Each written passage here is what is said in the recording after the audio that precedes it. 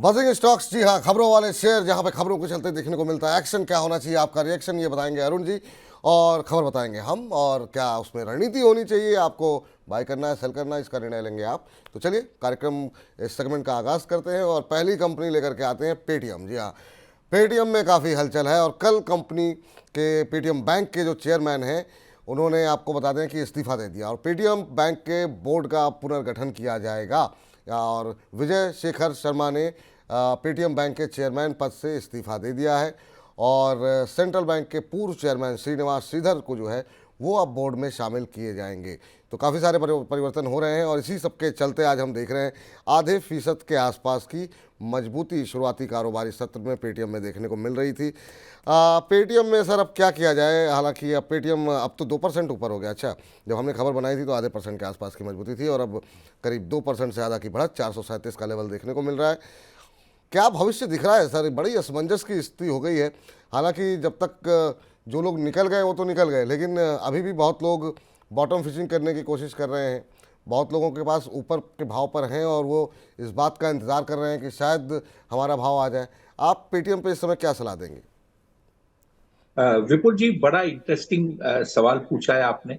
और 2 मिनट का समय लेकर मैं बिल्कुल। दर्शक को समझाना चाहता हूं कि पेटीएम के पास में दो कारोबार है। पहला काम है जिसमें वो आपको एक वॉलेट देता है।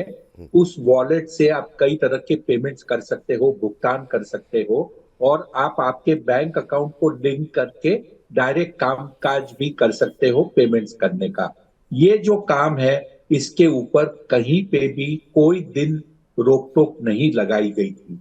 जो रोक टोक लगाई गई थी वो थी पेटीएम के पेमेंट्स बैंक पे, जहां पे वॉलेट का आपका पैसा जमा रहता था। ये जो कामकाज था, इस पे आरबीआई ने रोक टोक लगाई। उसके अंदर में कई सवाल पूछे, कई तरह के नेगेटिव न्यूज फ्लो भी आई थी।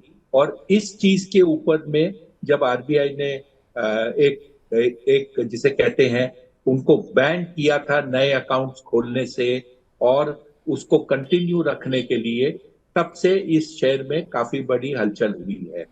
अब इनको ये कहा गया था कि आपसे ये बैंक नहीं संभल पा रही है, आप आपके कोर बिजनेस को संभालिए, और ये जो काम आप कर रहे थे बैलेंसेस रखने का, वो दूसरे बैंकों के साथ आप इनके अकाउंट्स कर दीजिए। इस चीज को करने में पेटीएम ने थोड़ी, जिसे कहते हैं, लापरवाही बरती, उसे इमीडिएट एक्शन नहीं लिया। और विजय शेखर शर्मा जी, जो अपने आप को विजय कहते हैं, वो इसमें नई सिस्टम जो है वो नहीं कर पाए, वो इसे एक्सेप्ट नहीं किए। फाइनली कल जाकर वो रिजाइन किए हैं।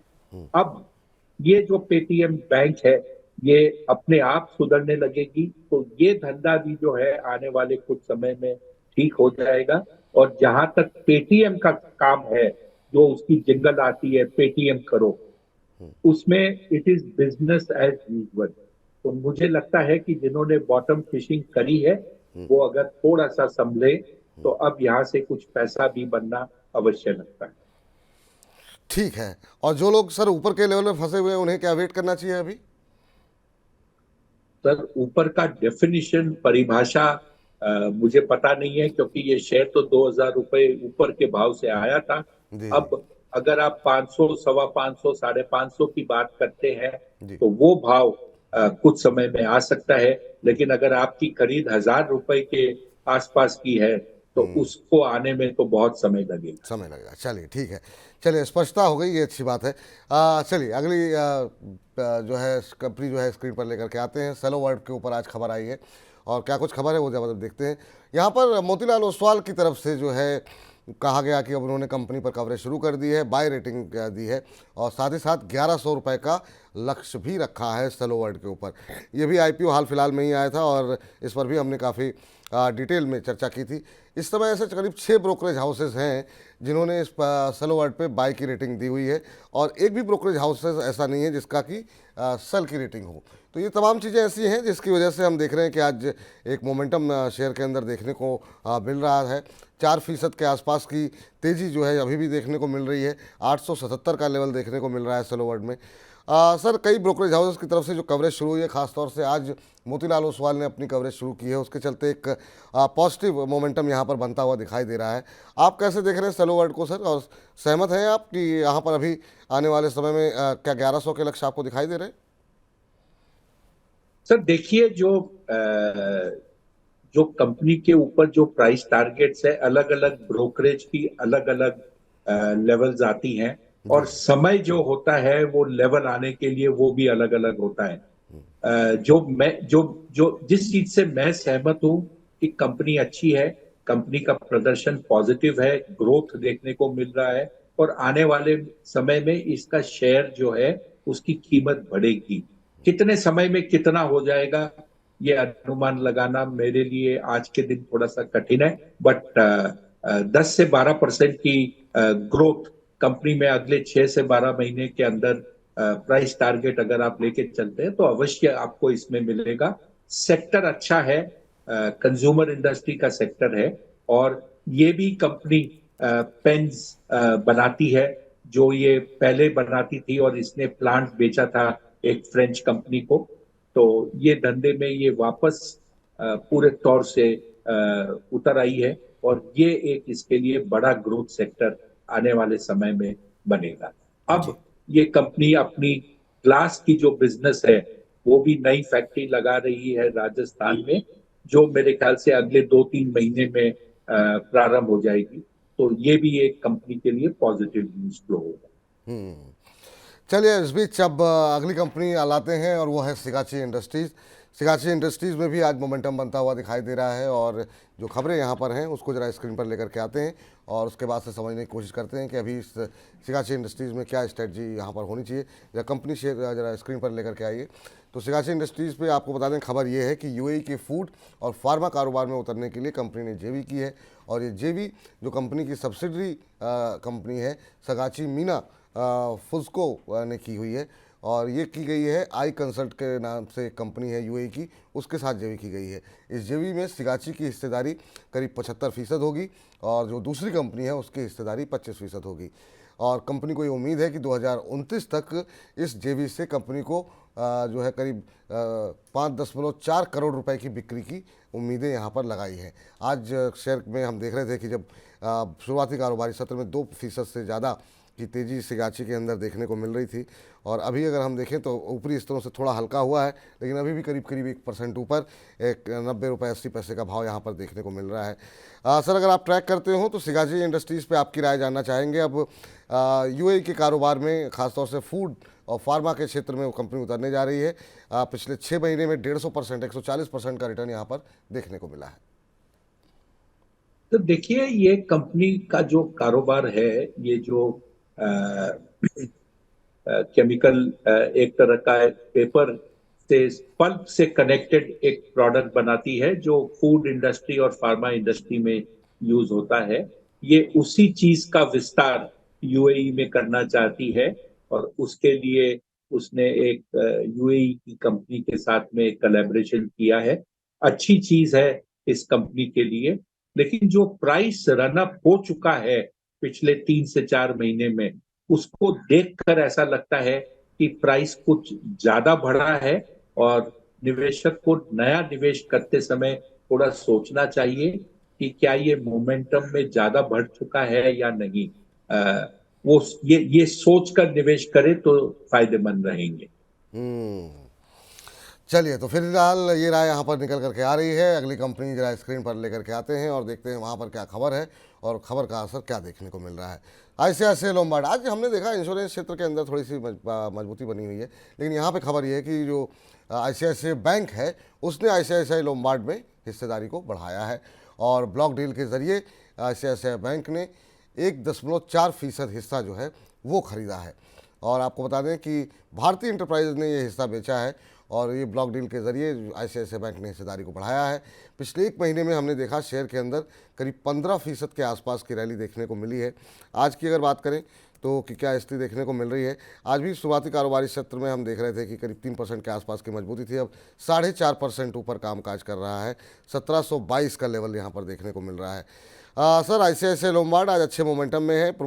जो आईसीआईसीआई बैंक है उसने यहाँ पर हिस्सेदारी बढ़ाई है, और यहाँ पर पिछले 6 महीने में अगर हम देखें तो करीब 29-30% के आसपास का रिटर्न रहा है। लेकिन बाकी इंश्योरेंस कंपनियां भी आज मोमेंटम में है। न्यू इंडिया इंश्योरेंस आज अच्छे मोमेंटम में है। आईसीआईसीआई लोम्बार्ड में तेजी है। इंश्योरेंस सेक्टर पे आपकी राय, और साथ साथ आईसीआईसीआई लोम्बार्ड पे क्या टिप्पणी रहेगी? विपुल जी, अगर आप इंश्योरेंस क्षेत्र की बात करें तो ये इंश्योरेंस काफी अंडर पेनेट्रेटेड है इंडिया में।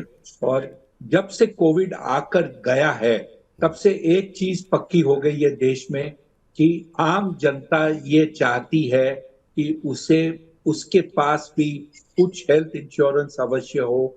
अवेयरनेस बढ़ी है। पेनेट्रेशन जो भारतवर्ष में बहुत पुअर है इंश्योरेंस का, उसमें भी कुछ वृद्धि देखने को मिली है।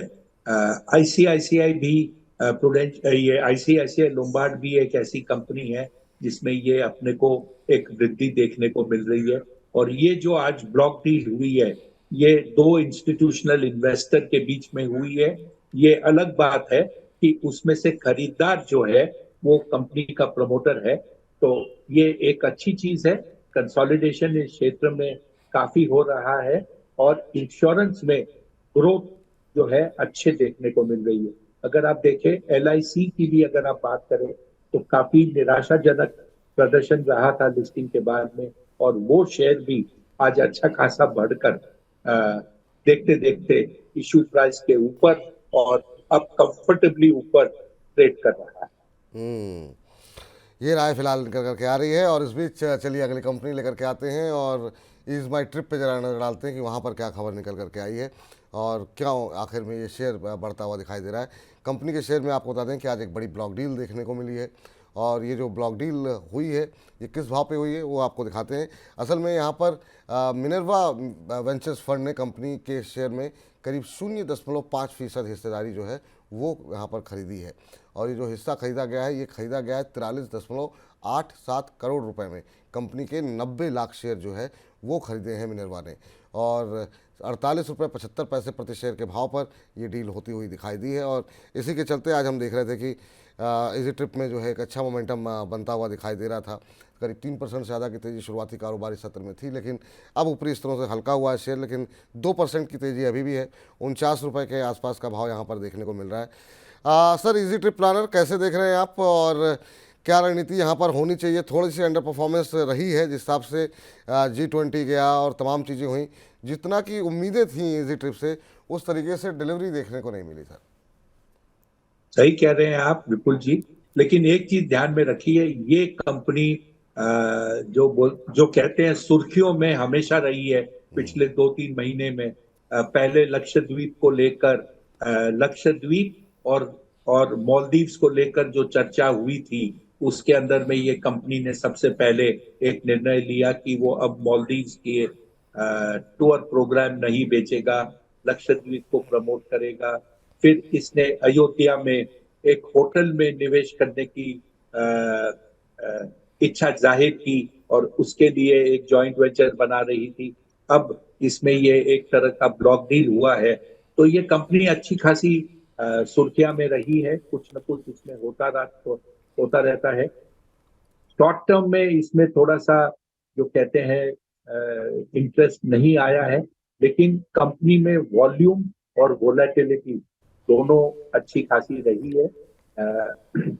सुर्खियों के रहते इसमें वोलेटिलिटी जो आपको मिलती है वो ट्रेडिंग करने के लिए अच्छा मौका देता है।